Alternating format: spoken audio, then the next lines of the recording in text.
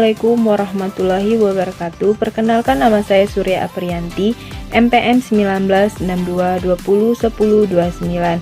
Baiklah, di sini saya akan menjelaskan sebuah materi saya yang berjudul Otoritas Jasa Keuangan dalam kurung OJK. Yaitu langsung saja kita memasuki pembahasan pokok. Yang pertama, penerbitan sekuritas pendaftaran. Yang kedua, persyaratan laporan skala. Yang ketiga, penerapan ketentuan Serbanes Online ACT tahun 2002 di pasar modal Indonesia. Yang keempat, persyaratan pengungkapan. Dan langsung saja kita memasuki penjelasan. Yang pertama, penerbitan sekuritas, yaitu proses pendaftaran tinjauan OJK penawaran umum. Dan pernyataan pendaftaran proses penawaran umum sekuritas diawali dengan penyusunan pernyataan pendaftaran. Dan ada juga kewajiban hukum. Akuntan dalam proses pendaftaran, akuntan memainkan peran penting dalam penyusunan pernyataan pendaftaran menurut aturan Bapempam LK nomor 9G5. Akuntan bertanggung jawab atas kesalahan informasi material ataupun informasi yang salah sebelum tanggal efektif pernyataan pendaftaran tersebut. Yang kedua, ada juga persyaratan laporan berkala, yaitu Undang-Undang Pasar Modal tahun 1995 mengatur perdagangan sekuritas dan membebankan persyaratan pelaporan pada perusahaan yang melakukan perdagangan efek di bursa saham.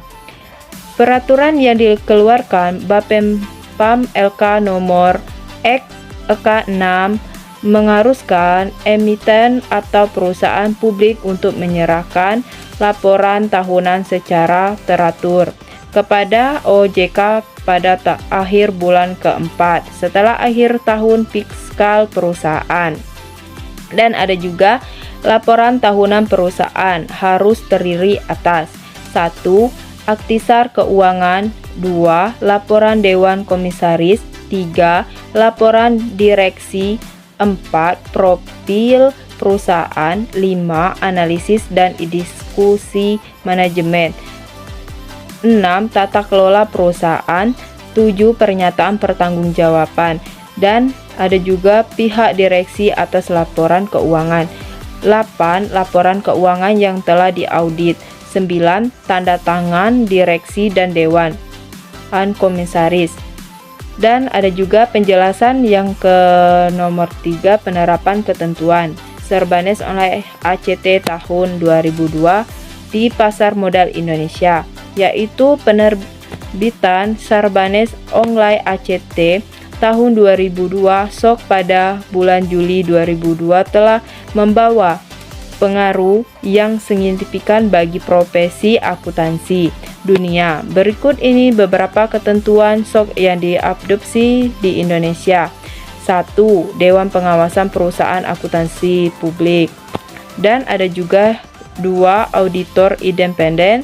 Dan ada juga 3. Tanggung jawab perusahaan. Dan keempat, meningkatkan pengungkapan keuangan.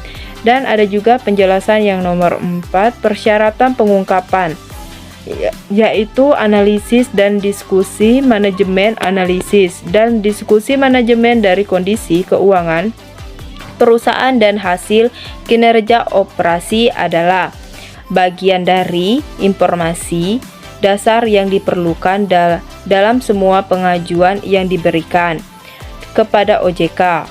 Dan ada juga OJK telah mengambil peran dalam persyaratan manajemen untuk menganalisis dan membahas laporan keuangan bagi investor, dan diskusi ini sering mencangkup 4 atau lebih halaman dari laporan tahunan.